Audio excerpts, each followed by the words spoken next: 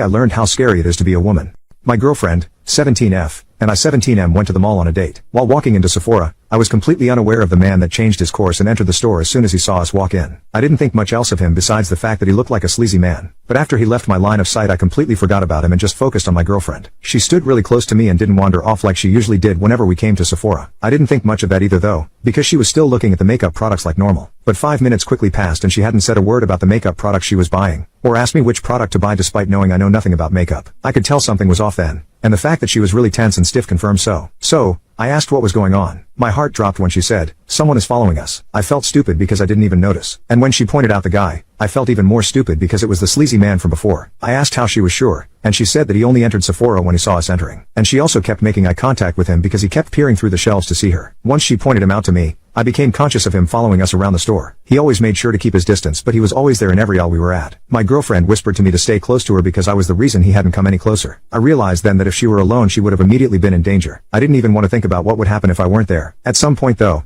that fear came true because we got separated. It was really sudden, but the second I wasn't by her side, the man stepped in and started talking to my girlfriend. My girlfriend smiled, but I could tell she was uncomfortable. I wondered why she didn't just kick him in the balls or tell him to F off. It's what I would have done. I immediately ran to my girlfriend as soon as I got the chance and put my arm around her. My girlfriend was still smiling and politely telling the man no when he asked to go on a date with him. He didn't leave, so I told him that she had said no. He told me to stay out of it and I was about to throw a punch at him. I guess my girlfriend noticed because she immediately stopped me. She kindly told the man that she was 17 so she couldn't date him. I was too confused to say anything. I really didn't get why she wouldn't just let me punch him or why she was acting so nice. He said that he liked young girls because they're pure, so he would still like to date her. My girlfriend said that it was illegal and he said that she was worth going to jail for. She then said, "I hope that's true because I've been recording this conversation and will take it to the police." I had never seen a man's face drop faster than his. He stammered and said that he was just joking. I figured I could step in now, so I told him to get lost and luckily he ran off, but not before cursing my girlfriend out. When he left, I asked my girlfriend if it was true that she was recording. She said yeah and even showed me the video of the man saying he liked young girls. I asked her when she started recording because I didn't see her do that, and I was keeping a very close eye on her. Even in that moment we got separated. I don't think she would be able to start recording without the man realizing. That's when my girlfriend told me the saddest and scariest thing I had ever heard. She said that men being creepy to women is really normal, and that she never knows when something like this would happen to her. So she started using something called Reclip that let her record all day and she'd be able to save up to 2 minutes of audio. She said that this way, she'd always be prepared and nobody would say that she was asking to be harassed. I found it really devastating that she had to face things like this every day, that no place is safe for a woman. I didn't even notice the man,